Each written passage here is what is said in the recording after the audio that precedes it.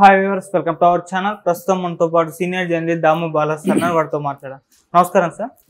Sir, ఆంధ్రప్రదేశ్లో ఎవరు అధికారంలోకి వస్తారు, ఎవరు గెలుస్తారు అన్న ఒక నివేదికని షర్మిల గారు జగన్ గారికి అందించారు అని చెప్పేసి ఒక వార్త వైరల్ అవుతుంది. ఆ నివేదికలో కూడా జగన్మోహన్ రెడ్డి గారే గెలుస్తారు అని చెప్పేసి ఉందంట. అసలు ఇది నిజమంటారా? ఈ వార్తలు నిజం ఎంత ఉంది సార్? అసలు నిజమయ్యే అవకాశమే ఉంది. ఎందుకంటే మామూలుగా కూడా కాంగ్రెస్ కూడా ప్రతి రాష్ట్రం నుంచి నివేదిక తెప్పించుకుంటుంది. సో వాళ్ళు ప్రధానంగా ఏంటంటే ఆయా రాష్ట్రాల్లో పీసీసీలు ఉంటాయి కాబట్టి ప్రదేశ్ కాంగ్రెస్ కమిటీ ఉంటుంది కాబట్టి కాంగ్రెస్ కమిటీ ద్వారా నివేదిక తెప్పించుకుంటుంది. ఎందుకంటే వాళ్ళు అధికారంలో లేరు కాబట్టి వాళ్ళకి ఇంటెలిజెన్స్ నివేదిక అనేది ఉండదు.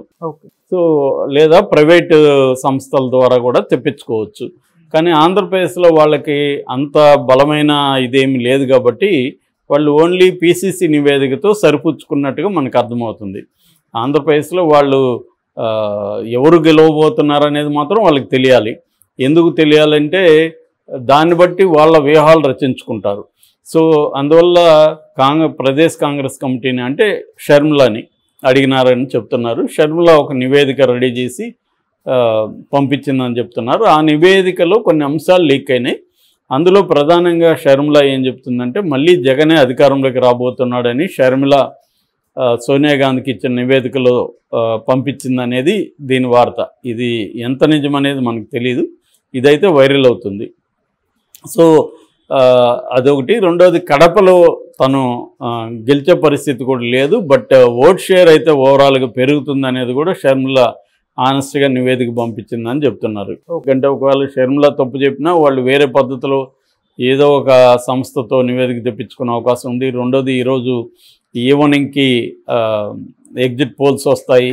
సో దీన్ని బట్టి కూడా అక్కడ కాంగ్రెస్ పరిస్థితి తెలిసిపోతుంది. కాబట్టి షర్మిల కూడా ఆనెస్ట్గా నివేదిక పంపిస్తేనే ఆమె మీద వాళ్ళకి నమ్మకం ఏర్పడుతుంది. అందువల్ల షర్మిల కూడా ఆనెస్ట్గా తన సోర్సెస్ అన్ని నియోజకవర్గాల నుంచి అక్కడ జిల్లా ప్రెసిడెంట్లు కాంగ్రెస్కి ఉంటారు కాబట్టి వాళ్ళ ద్వారా నివేదిక తెప్పించుకొని ప్రతి జిల్లా ప్రతి నియోజకవర్గం నుంచి కూడా 175 నియోజకవర్గాల నుంచి తెప్పించుకొని దాన్ని క్రోడీకరించుకొని ఓవరాల్గా తను ఒక నివేదికని కాంగ్రెస్ పార్టీకి అధిష్టాన వర్గానికి పంపించిందని చెప్తున్నారు. అందులో ప్రధానంగా టఫ్గా ఉంది కానీ కాంగ్రెస్ పార్టీ వైఎస్ఆర్ కాంగ్రెస్ పార్టీ అధికారంలోకి వస్తుందని చెప్తున్నారు. ఆల్రెడీ మనం చూసాం, రఘువీరారెడ్డి కూడా ఒక మాట అన్నాడు, గెలిచేది ఏ పార్టీ అని నేను చెప్పలేను కానీ ఏ పార్టీ గెలిచినా కూడా 95 నుంచి 97 సీట్స్ లోపలే ఉంటుంది. అంటే 100 లోపలే మెజారిటీ వస్తుంది తప్ప అంతకంటే ఎక్కువ రాదనేది ఆయన చెప్పాడు. సో అదే మనం అర్థం చేసుకోవచ్చు ఇక్కడ. అంటే వైసీపీ 100 లోపల వస్తుంది, అంటే 90, 100 ఈ మధ్యలో వైసీపీకి సీట్లు వస్తుంది. గవర్నమెంట్ అయితే వైసీపీనే ఫామ్ చేస్తుంది అనే అభిప్రాయం కాంగ్రెస్లో ఉన్నట్టుగా మనకి రఘువీరారెడ్డి మాటలను బట్టి కూడా అర్థమవుతుంది. ఆయన అంత ఓపెన్గా చెప్పలేదు కానీ ఈ షర్మిల నివేదికను బట్టి మనం అలా అర్థం చేసుకోవచ్చు. సో షర్మిల నివేదిక అయితే క్లియర్గా జగనే అధికారంలోకి వస్తాడని చెప్పినట్టుగా ఉంది. అట్లాగే ఎంపీ సీట్లకు సంబంధించి కూడా జగన్కే కూటమి కంటే ఎక్కువ వస్తాయి.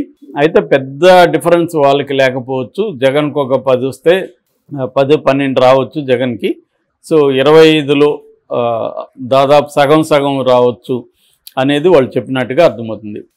ఈ కాంటెక్స్లో ఇప్పుడు ఈ నివేదికను బేస్ చేసుకొని సోనియా గాంధీ జగన్ టచ్లోకి వచ్చినట్టు, షర్మిల ద్వారానే జగన్ టచ్లోకి వెళ్ళినట్టుగా చెప్తున్నారు.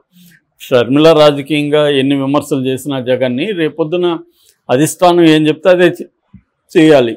రేపు అధిష్టానం జగన్ని కలవమంటే ఆమె జగన్ కలుస్తుంది కదా, అందులో ఆమెకేమి ఇబ్బంది ఉండదు. షర్మిల కూడా అందరి రాజకీయ నాయకులాగా అనేక యూటర్న్లు తీసుకునేది మన కళ్ళ ముందే చూసాం కదా. ఇక్కడంతా తెలంగాణలో ఆమె కాంగ్రెస్ పార్టీ మనకు బద్ధశత్రువు, వైఎస్ఆర్ని జైల్లో పెట్టించింది కాంగ్రెస్ పార్టీ. ఇక్కడ ఒక దొంగని అధ్యక్షుని చేసిందని రేవంత్ రెడ్డిని తిట్టింది ఆమె. ఆ వీడియోలు ఇప్పటికీ వైరల్ అవుతుంటాయి. మళ్ళీ ఆమె అదే కాంగ్రెస్ పార్టీలో ప్రెసిడెంట్ అయింది. మళ్ళీ రివర్స్లో మా నాన్నని మీద ఎఫ్ఐఆర్లో చేర్చింది జగనే అని కూడా ఆమె ఆరోపించేసింది. అలాగే ఇష్టం వచ్చినట్టు రాజకీయ నాయకులాగే ఆమె కూడా మాట్లాడుతుంది. ఆ విశ్వసనీయత అనేది ఎవరికి ఇప్పుడు అవసరం లేదు, ప్రయోజనమే అవసరం. అది కూడా టెంపరీ ప్రయోజనమే ప్రతి ఒక్కరికి కావాలి. ఆ రకంగా ఆమె వెళ్ళుండొచ్చు, జగన్తో కలిసి ఉండొచ్చు, మాట్లాడుండొచ్చు, సోనియా గాంధీతో కూడా కల్పించుండొచ్చు.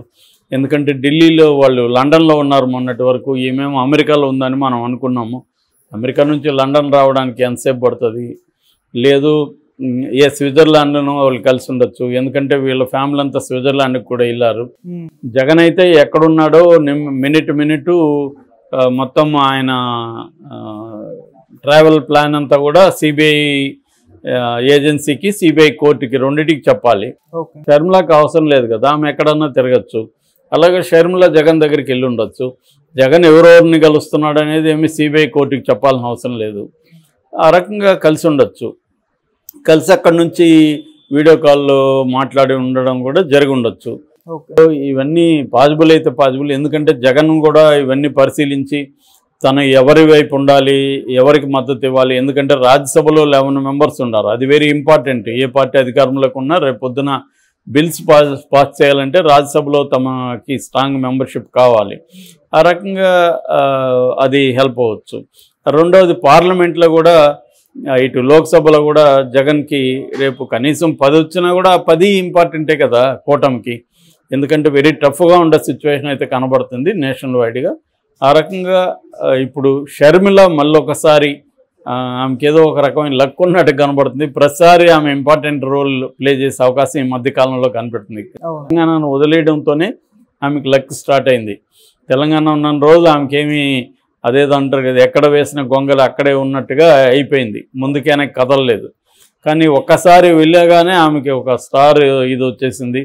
అక్కడ ఆమె జగన్తో పోరాటం, ఆమెకి తెలుగుదేశం మీడియా విపరీతంగా హైప్ ఇవ్వడం, దాంతో ఒక్కసారిగా షర్మిల ఉనికిలోకి వచ్చింది. దానివల్ల కాంగ్రెస్కి 1% పెరిగినా రేపొద్దున అది షర్మిల వల్ల పెరిగినట్టు అవుతుంది. నేను ఆల్రెడీ చెప్పాను, కాంగ్రెస్ ఆల్రెడీ కోమలో ఉంది.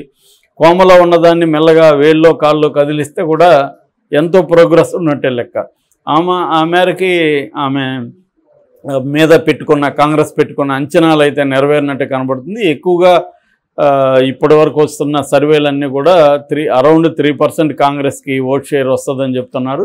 అట్లాగే కడపలో కూడా ఈమె అవినాష్ రెడ్డికి చాలా టఫ్ ఫైట్ ఇచ్చిందని, అవినాష్ రెడ్డి ఏదో నామినల్ మెజార్టీతో మాత్రం గెలిచే అవకాశాలు ఉన్నాయని చెప్తున్నారు. ఈ వల్లనే జగన్కు కూడా మెజారిటీ తగ్గే అవకాశం ఉంది. పులివెందల్లో కూడా 25,000 అలా రావచ్చు మెజారిటీ అనేది కూడా ఒక అంచనా. ఆ రకంగా ఆమె చాలా చోట్ల కాంగ్రెస్ని మళ్ళీ కాంగ్రెస్ ఉంది అని ఒక నెరేటివ్ దీంట్లోకి కాంగ్రెస్ని తీసుకురాగలిగింది. సో ఈ కాంటెక్స్ట్లో ఇప్పుడు ఆమె ఒక నివేదిక పంపడం, ఆమె ఒక యాక్టివ్ రోల్ ప్లే చేయడం, జగన్తో ఒక సయోధ్య జరపడం, మామూలుగా అయితే కాంగ్రెస్ వాళ్ళకి ఇబ్బంది అవుతుంది, జగన్తో ఎవరి ద్వారా వెళ్ళాలి ఏంటి అనేది. ఇవాళ ఆమెకి ఈజీ అవుతుంది, ఎందుకంటే ఆమెకు ఫ్యామిలీ ఫ్రెండ్ డీకే శివకుమార్ డైరెక్ట్గా షర్మిల టచ్లో ఉంటారు. డీకే శివకుమార్ ద్వారా జగన్ కూడా కాంటాక్ట్లో ఉండే అవకాశం ఉంది, ఎందుకంటే ఆమె పిసిసి అధ్యక్షురాలు ప్లస్ జగన్ సిస్టర్ కాబట్టి అవన్నీ పక్కన పెట్టి మళ్ళీ వాళ్ళు మాట్లాడుకునే అవకాశం ఉంది. ఎందుకంటే రాజకీయాలు ఇద్దరికి కూడా రాజకీయాలు ఇంపార్టెంటు, రాజకీయ భవిష్యత్తు ఇద్దరికి ఇంపార్టెంటు. ఆ రకంగా ఆమె ఇప్పుడు ఒక ఇంపార్టెంట్ రోల్ ప్లే చేసే అవకాశం కనబడుతుంది జగన్ని కూటమి వైపు తీసుకువెళ్ళడానికి.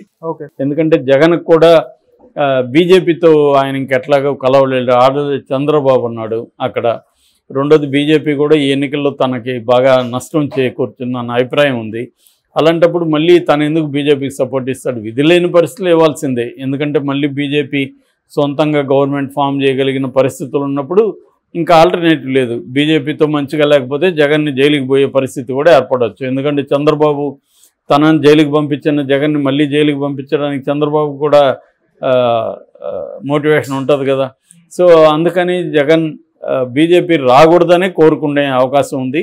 ఇండియా కూటమి వస్తే మన మద్దతుతో ఇండియా కూటమి అధికారంలో ఉంటే మనకు కూడా అక్కడ సేవ్ ఉంటుంది. అట్లాగే రాష్ట్రానికి కూడా కనీసం ప్రత్యేక హోదా పేరుతో ఏదన్నా తీసుకురావచ్చు. ఒకవేళ హోదా కాకపోయినా ఒక బుందేల్ఖండ్ ప్యాకేజ్ లాంటి ఒక ప్యాకేజ్ తీసుకొచ్చినా కూడా రాష్ట్రానికి ఎంత హెల్ప్ అవుతుంది అనేది ఉండొచ్చు. ఎందుకంటే జగన్కి ఒకవేళ అధికారంలోకి వచ్చినా కూడా నెక్స్ట్ 5 yearsలో డెవలప్మెంట్ మీద ఫోకస్ చేయాల్సిన అవసరం ఉంది.